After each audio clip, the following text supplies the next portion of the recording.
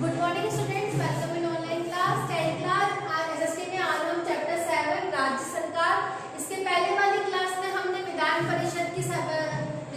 की शक्तियां, नियुक्ति, योग्यताएं, उनके कार्य पढ़े थे। आज हम पढ़ेंगे राज्य विधानसभा की क्या शक्तियां हैं, क्या कार्य हैं और राज्य कार्यपालिका में कौन कौन व्यक्ति कार्य करते हैं, जैसे कि मुख्यमंत्री, मंत्री, अन्य मंत्री जो होते हैं वो सब किस तरह से कार्य करते हैं। ठीक है, अब पढ़ते हैं कि राज्य विधानसभा की शक्तियां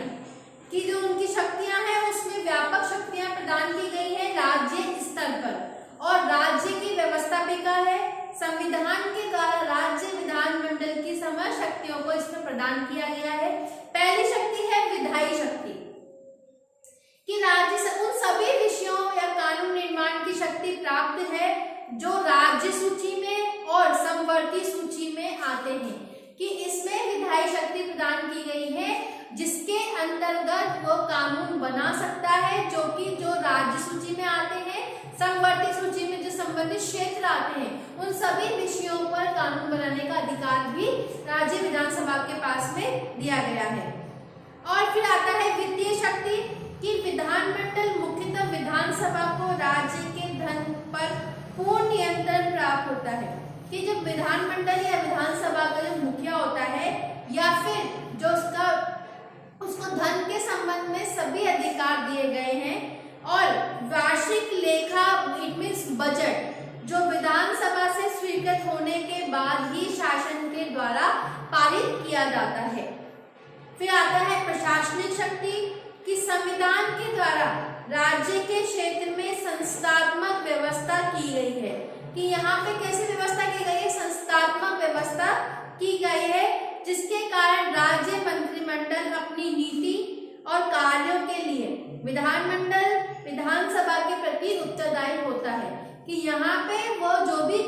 भी नियुक्ति होती है वो सभी की जिम्मेदारी होती है कि वो विधानसभा के प्रति उत्तरदायी उनका होता है। विधानसभा या विधान परिषद के सदस्यों के द्वारा मंत्रियों से उनके विभागों के संबंध में प्रश्न भी पूछे जा सकते हैं, कि जिन मंत्रियों की नियुक्ति की गई है उन मंत्रियों में क्योंकि एक मंत्री पूरे राज्य को नहीं संभाल सकता तो सभी मंत्रियों के विभागों को बांट दिया जाता है और उनसे संबंधित सभी मंत्रियों से प्रश्न पूछने का कार्य भी किया जाता है। फिर आता है संविधान में संशोधन की शक्ति कि हमारे संविधान में कुछ धाराएं होती हैं जिनमें संशोधन के लिए जरूरी है कि संसद के द्वारा विशेष बहुमत के आधार पर पारित प्रस्ताव को कम से भी कम आधे राज्यों के विधानमंडलों के द्वारा स्वीकार किया जाए, कि हमारे संविधान में ऐसी धाराएं या ऐसे अनुच्छेद ऐसे बनाई गई हैं जिसमें ये जरूरी है कि संसद के द्वारा विशेष बहुमत के आधार पर कम से भी कम यहाँ पे जिन राज्यों में आधे राज्यों में मीन्स जैसे कि अपने यहाँ पे भारत में के जितने राज्य हैं उनमें आधे से राज्यों में इस तरह से प्रस्ताव पारित होना जरूरी है। फिर आता है निर्वाचन संबंधी शक्ति कि राज्य की विधानसभा के निर्वाचित सदस्य राष्ट्रपति तथा राज्यसभा के सदस्यों के निर्वाचन में भाग लेते हैं, कि जो राज्य की जो विधानसभा के सदस्य जो जिनको हम चुनते हैं निर्वाचित सदस्य, अब जो देखिए राष्ट्रपति की चुनाव क्या होती है, एकल संक्रमणीय पद्धति के द्वारा होता है, तो उसमें वो अप्रत्यक्ष चुनाव होता है और उसमें वो गुप्त चुनाव होता है। तो ये जो हमारे द्वारा निर्वाचित सदस्य फिर जाके वो उन राष्ट्रपति के चुनाव में भाग लेते हैं। अब आता है कि राजस्थान विधान परिषद के गठन की प्रक्रिया और हमारे वर्तमान में उनकी क्या स्थिति है, कि राजस्थान में वर्तमान में राज्य विधानमंडल का प्रथम सदन ही है और जिसे विधानसभा के नाम से भी जाना जाता है। मैंने आपको पहले बताया था कि प्रथम सदन लेकिन निम्न सदन, राज्य विधानसभा हमारा प्रथम सदन है उसको निम्न सदन भी कहा जाता है,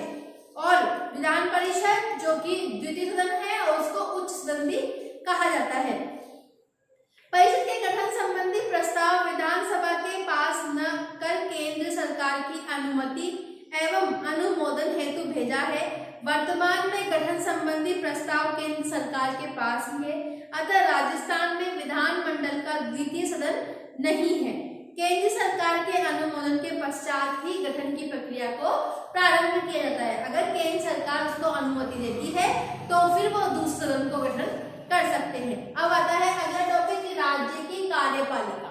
कि राज्य की कार्यपालिका कौन है? कि राज्य की कार्यपालिका में राज्यपाल, मुख्यमंत्री और मंत्रिपरिषद के कार्य एवं शक्तियों का वर्णन किया जाता है। कि राज्य की कार्यपालिका में राज्यपाल, जो कि केंद्र सरकार में जैसे कि राष्ट्रपति का पद होता है, उसी तरह पे राज्य सरकार में राज्यपाल का होता है। जिस तरह से प्रधानमंत्री का पद होता है उसी तरह से राज्य स्तर पर मुख्यमंत्री का पद होता है। और संविधान के द्वारा राज्यों में संस्थात्मक व्यवस्था की स्थापना की गई है और इस संस्थात्मक व्यवस्था में राज्यपाल राज्य की कार्यपालिका का वैधानिक प्रधान होता है। कि जिस तरह से राष्ट्रपति वैधानिक प्रधान होता है उसी तरह से राज्यपाल भी राज्य कार्यपालिका का वैधानिक प्रधान होता है, जबकि मुख्यमंत्री और उनके मंत्रिपरिषद राज्य की कार्यपालिका के वास्तविक प्रधान होते हैं। जिस तरह से प्रधानमंत्री वास्तविक प्रधान होता है उसी तरह से मुख्यमंत्री और उनके मंत्रिपरिषद ये इनकी कार्यपालिका के वैधानिक प्रधान होते हैं। ठीक है, आपको यहाँ तक समझ में आ गया होगा। इसके आगे वाली क्लास में हम पढ़ेंगे कि राज्यपाल की क्या शक्तियां हैं, क्या योग्यताएं हैं और उनको कौन कौन सी शक्तियां प्रदान की गई हैं। ठीक है, thank you, have a nice day.